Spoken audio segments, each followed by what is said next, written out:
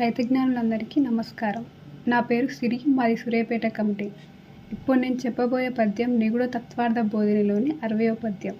ఆ పద్యం ఏంటంటే, జీవి పోకమునుపై జీవవస్త్రములిచ్చి జీవి నిలువవలను జీవనమున జీవి తొలుగు వెనక జీవవస్త్రములేలా విశ్వదాభిరామ వినురవేమ. ఈ పద్యం యొక్క అర్థం ఏంటంటే, జీవాత్మ శరీరంతో ఉన్నప్పుడే జ్ఞానాన్ని తెలుసుకోవాలి. జ్ఞానం తెలియడం వల్ల ఆత్మశక్తి లభిస్తుంది. ఆత్మశక్తి లభించడం వల్ల మోక్షం వస్తుంది. కనుక జీవాత్మ శరీరంతో ఉన్నప్పుడే జ్ఞానాన్ని తెలుసుకొని మోక్షాన్ని పొందవలను. ఈ పద్యంలో జీవవస్త్రంగా శరీరాన్ని పోల్చి శరీరంతో ఉన్నప్పుడే జ్ఞానం తెలుసుకోవాలని, అలా తెలుసుకున్న జ్ఞానంతో మోక్షాన్ని పొందవలనని జీవి నిలువవలను జీవనమున అన్నారు.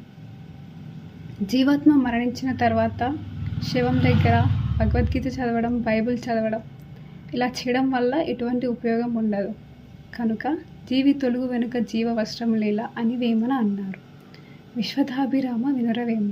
ఈ పద్యం అక్కడం యొక్క అర్థం ఏమిటంటే, విశ్వద అంటే విశ్వమునంతా ధరించినవాడు పరమాత్మ అని, అభిరామ అంటే గొప్పదైన ఆత్మ అని, వినురవేమ అంటే ఓ జీవాత్మ వినుమ అని అర్థం. అందరికీ నమస్కారం.